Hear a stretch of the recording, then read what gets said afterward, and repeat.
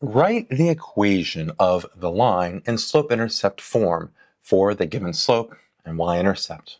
And we're given a slope of 3 and a y-intercept of -2. Now, our slope-intercept form is our y equals mx plus b. M is our slope, and our b value is our y-intercept, right there. So we're given a slope of 3 and a y-intercept of -2.